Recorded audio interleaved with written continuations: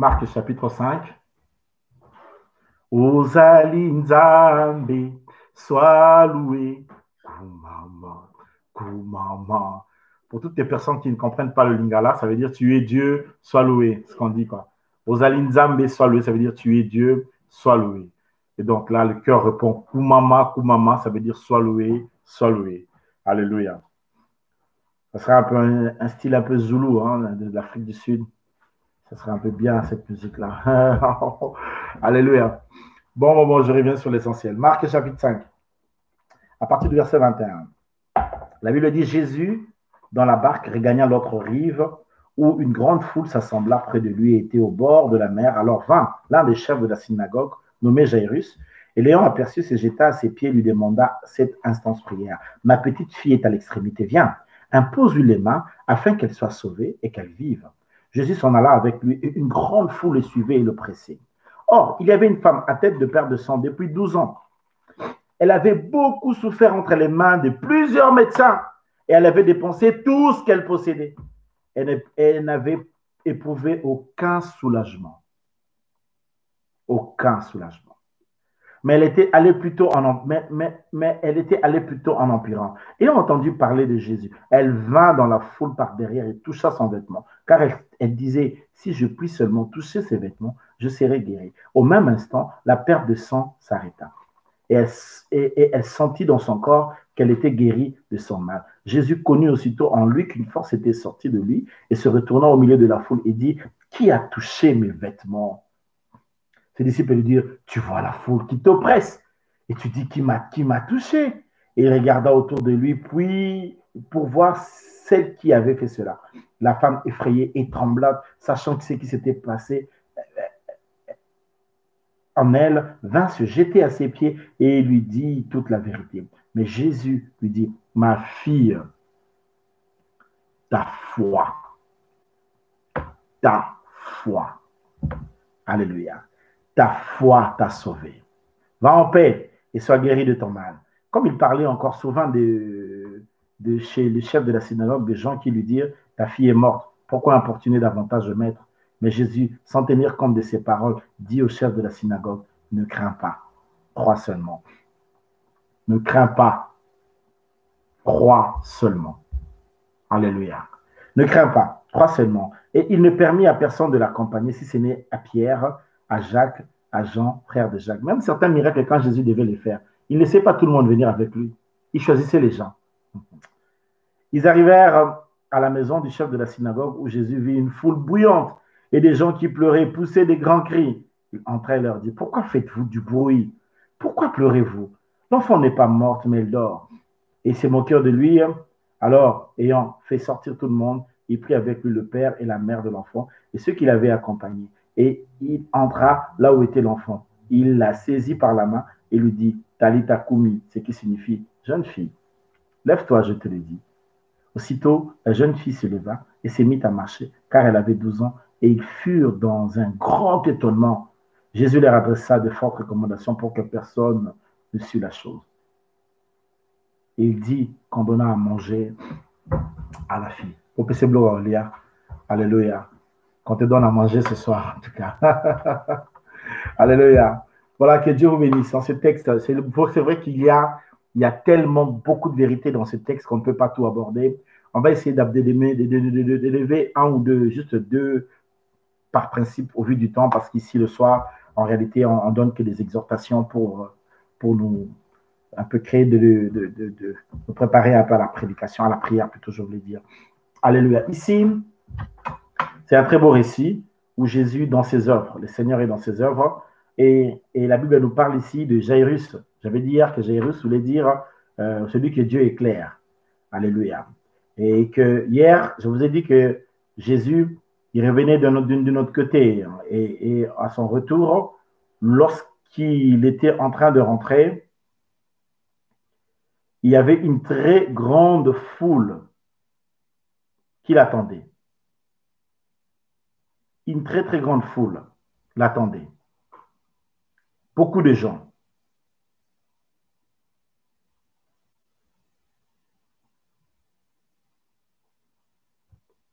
Beaucoup de gens l'attendaient. Je vais dire que Jésus est né à Bethléem, mais il a grandi à Galilée et il a passé vraiment toute sa jeunesse à Nazareth. C'est pourquoi on l'appelle Jésus de Nazareth et c'est pourquoi on l'appelait le Galiléen.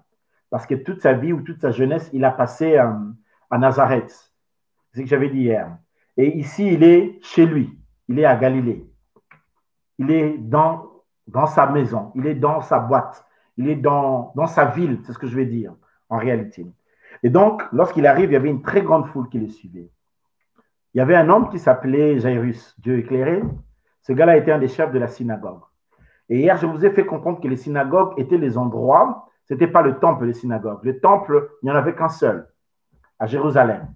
Et on montait à Jérusalem parce que la ville était sur une montagne et les gens qui allaient prier à Jérusalem, ils y montaient. C'est pourquoi dans les psaumes qu'on parle souvent des cantiques des montées. Ce n'est pas en vain. Mais ici, dans le texte que nous lisons, nous sommes dans une synagogue. Les synagogues étaient organisées, je dirais, si je peux être un peu plus pratique, par exemple par commune. Dans chaque commune, il devrait y avoir une synagogue et les gens s'y rencontraient. Donc, même les gens qui allaient dans les synagogues, ils s'y connaissaient. On connaissait que tel va dans telle synagogue parce que si c'est organisé par commune, les gens ne se connaissent pas. Tandis que dans le temple, vu que dans le temple, les gens venaient de plusieurs parties, de plusieurs coins d'Israël, les gens pouvaient ne pas se connaître. Mais dans la synagogue, on s'y connaissait, on connaissait que tel et tel et tel. Donc ici, Jairus ici, ce n'est pas n'importe qui, c'est un des chefs de la synagogue. Quelqu'un qui devrait garder la bienséance, la bonne doctrine, il devait bien lire sur, je peux dire comme une sorte aussi de président de culte. Donc, c'était quelqu'un de respecté. Alors, mais n'oubliez pas que Jésus, dans son ministère terrestre ici, il rencontrait souvent des obstructions, mais venant de qui? Venant des chefs de synagogue, de pharisiens aussi. Et souvent, c'était des sadducéens qui le résistaient aussi par rapport à sa doctrine, puisqu'il croyait aux anges et tout ça. Mais aussi souvent, il était affronté aussi aux pharisiens, etc., dans son ministère terrestre. Alors, voir qu'un gars qui était comme Jairus, bien positionné, un des chefs de la synagogue de la ville où lui il a grandi, dans sa ville à lui, venir vers lui demander ce genre de choses, c'est sérieux. Parce que lui-même, il a dit qu'un prophète n'était pas accepté dans sa propre patrie. Il faut savoir que dans cette ville, tout le monde ne croyait pas en lui. Mais un gars comme Jairus, c'était un gars qui était respecté, ce n'était pas n'importe qui. Ce n'est pas n'importe qui, Jairus. Mais le gars, il est affronté à une situation où sa fille va mourir. Qu'est-ce qu'il va faire? Alléluia. Et donc là, il n'a pas de choix que de revenir vers le Seigneur. Alléluia. Et quand il vient vers Jésus, la Bible a dit, hier on a parlé un peu sur ça, il s'est jeté à ses pieds. Il lui a dit que ma fille est en train de mourir. Fais quelque chose. Alléluia. Et là, je vous ai dit, lorsque tu passes des temps qui sont peut-être difficiles, et je ne sais pas moi, quelle est la réalité que tu peux traverser. Une des choses, c'est de savoir parler. Il faut savoir parler au Seigneur. Savoir parler à Dieu, c'est savoir utiliser les mots qu'il faut avec les gestes qui vont avec. Dans le monde de la foi ou même de l'expression de la foi, dans la prière, il y a les mots que tu dis et il y a les gestes qui accompagnent le mot que tu dis. Alléluia. Et Jairus ici, il est venu chez le Seigneur. Il demande à Jésus de se déplacer. Imaginez, Jésus avait toute cette foule qui était avec lui. Et il doit laisser toute cette foule qui est pour un seul individu. Ces gens-là aussi avaient des problèmes. Vous savez, à la rencontre de Christ, lorsque nous venons chercher la face de Dieu, chacun vient avec son problème. Qu'est-ce qui fait que nous sommes dans la même église en train de prier, l'autre a le miracle, l'autre n'a pas de miracle? C'est normal parce que chacun de nous n'aborde pas la relation avec Dieu de la même manière. Chacun de nous, nous pouvons naître des mêmes ancêtres, des mêmes parents, mais notre approche du Seigneur est très différente. Alléluia. La chose qui compte ici, c'est l'approche que tu as lorsque tu t'approches de Dieu. Tu t'approches comment? Tu viens avec quoi? Tu viens comment? Jairus pouvait regarder son rang élevé et peut dire que non, ben moi je suis un grand, je suis quelqu'un qui suis respecté ici dans cette ville. Et puis Jésus, là, c'est un des garçons qui a grandi ici. Mais il savait que dans sa situation, il fallait le maître. Il fallait le champion. Jésus est le champion. Comment aide-moi? Écris ça avec moi. Jésus est le champion. Il est le champion des cas difficiles. Il est le champion des situations impossibles. Il est le champion des situations désespérées. La seule personne qui peut changer ton désert en oasis, c'est Jésus. C'est lui qui peut changer les terres désertes en terres de terre aride en terre fertile. C'est Jésus. Il est le champion de l'impossible. Rien ne lui est impossible. Ce soir, je ne connais pas ta difficulté. Ça peut être des difficultés de papier. Ça peut être des difficultés dans ta santé. Ça peut être des difficultés dans n'importe quelle chose. Je sais une chose. Ton approche vers le Seigneur compte énormément parce qu'il est le champion des situations impossibles, des situations difficiles. Jésus est le champion dans ces domaines-là. C'est pourquoi quand toi tu t'agites, lui, il est calme parce qu'il sait de quoi il est capable, ce qu'il peut faire. Alléluia. Est-ce que tu crois ce soir qu'il est ton champion? Comme on dit ça, personnifie ça. Dis ça, il est mon champion à moi. Alléluia. Moi, John Bizani, je crois que Jésus est mon champion. Même si tu m'emmènes des combats comme moi, même quand tu t'élèves, j'ai un champion. Alléluia. C'est la seule personne qui a affronté la mort. Il a vaincu la mort, il est sorti des tombeaux. Il a signé une signature pour dire que je suis passé pour aussi, j'ai vaincu la mort et il a laissé le tombeau vide. Alléluia. Il est le champion de mon cœur. Jésus est mon champion. Alléluia. Si tu veux te battre contre moi, tu vas te battre contre mon champion. Tu vas te battre avec lui.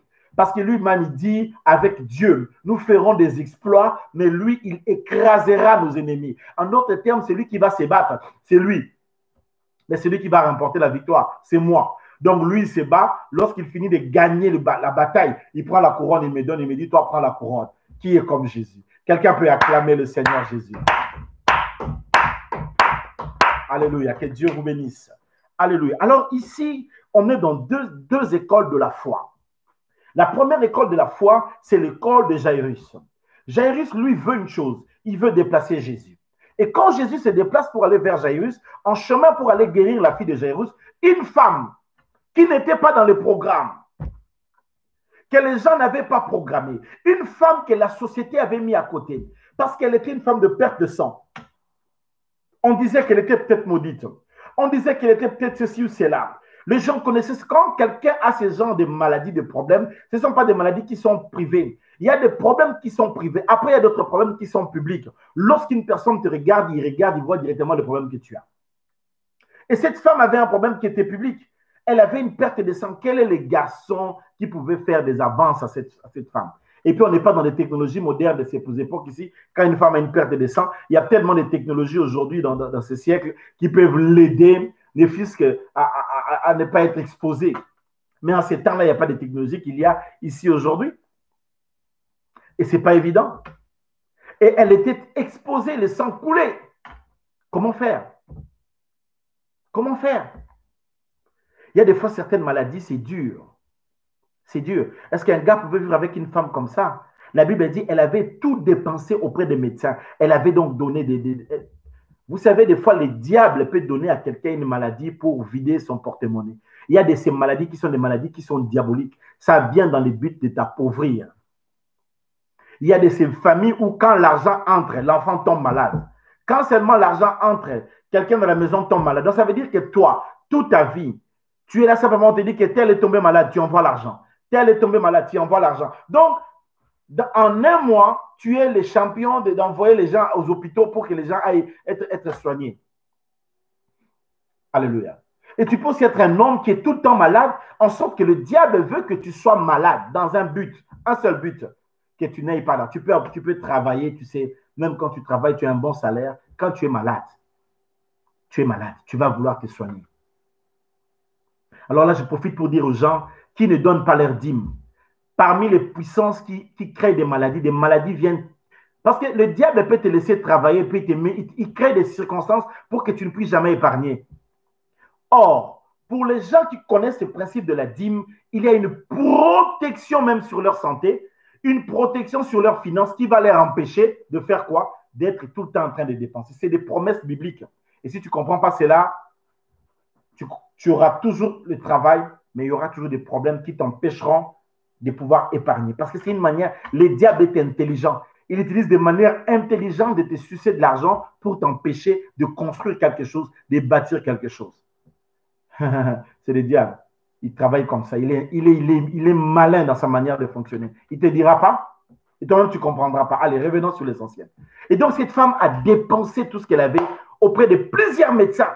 Elle a vu des spécialistes de gynécologie, elle a vu des spécialistes en ceci, en cela, mais rien n'est changé. Les médecins peuvent te soigner, mais les médecins ne guérissent pas. Sinon, la mort ne serait pas aujourd'hui. Les médecins soignent, mais celui qui guérit, c'est le Seigneur. Bien-aimé, tu n'as jamais réalisé ce que c'est la bénédiction que d'être en bonne santé. Sakana. Être en bonne santé, c'est une bénédiction dont tu ne peux pas t'imaginer. S'il y a des fois, on doit rendre gloire à Dieu, on doit lui rendre gloire parce qu'il nous garde en bonne santé. Tu ne connais pas la douleur de faire souffrir un enfant quand un enfant est malade. Quand tu as des enfants en bonne santé, bénis Dieu. Obéis à Dieu. Protège tes enfants avec ta dîme. Apprends à le faire. Protège tes enfants. Arrête de jouer avec ces choses. Il y a des gens qui mettent des enfants au monde qui sont autistes. Il y a des gens qui souffrent avec des enfants qui sont paraplégiques. Il y a des gens qui vous ne savez pas ce que la santé peut faire. Il y a des gens qui ont des cancers qui sont dans des hôpitaux. Il y a des gens qui passent des... Tu ne réalises jamais la valeur de la santé quand tu es en bonne santé. Il faut faire un tour dans un hôpital. Là, tu vas te rendre compte c'est quoi être en bonne santé. Et le jour-là, tu comprendras que même quand tu as mangé ta dîme, tu n'as rien fait avec ça dans mon l'autre. Alléluia. Je ne sais pas pourquoi ça me revient comme ça dans cette prédication. Et je crois que je vais les dire comme le Seigneur me met à cœur. Parce que je crois qu'il y a beaucoup de gens qui s'exposent et dans les principes spirituels, s'ils sont attaqués, même Dieu ne pourra pas vraiment leur défendre parce qu'ils ne sont pas dans le cadre des principes de Dieu. Et les choses de Dieu, ça marche avec des principes. Tu obéis aux principes aussi, tu vis la main de Dieu. Alors, évoluons un peu. Maintenant, cette femme avait une foi qui était différente de la foi de Jairus. Chacun de nous n'est pas obligé, on n'est pas obligé d'avoir la même foi. Non, on n'est pas obligé d'avoir la même foi. En tout cas, de par la manière de s'exprimer, je parle. Parce qu'on peut avoir la même foi tous en Jésus, mais chacun a sa manière d'exprimer la foi. La foi de Jairus, pour que sa fille guérisse, Jésus doit aller dans sa maison et puis imposer ses mains. Mais la foi de la femme, elle n'a pas besoin que Jésus se déplace. Elle dit qu'elle-même, elle va aller vers le Seigneur. Si Jésus ne peut pas venir vers moi, dit cette femme, moi j'irai vers Jésus. Alléluia. Alléluia. Bon, je vais parler maintenant sérieusement. Pourquoi Jésus se déplace pour Jairus? J'ai une réponse à vous dire.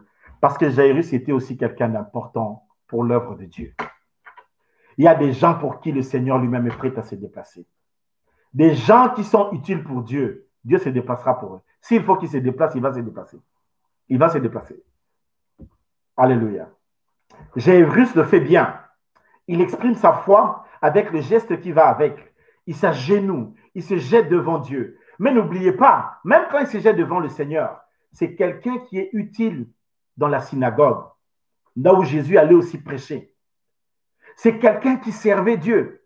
Quelqu'un qui sert Dieu bénéficie de la part de Dieu certains autres avantages que quelqu'un qui ne sert pas Dieu.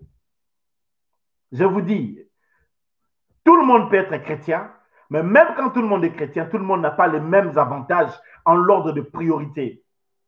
Parce que dans l'ordre de priorité, il y a aussi la manière dont non quelqu'un craint Dieu, mais la manière aussi dont quelqu'un qui craint Dieu sert Dieu.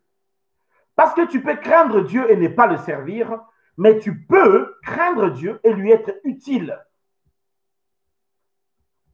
Est-ce que je me fais comprendre? Jairus était utile.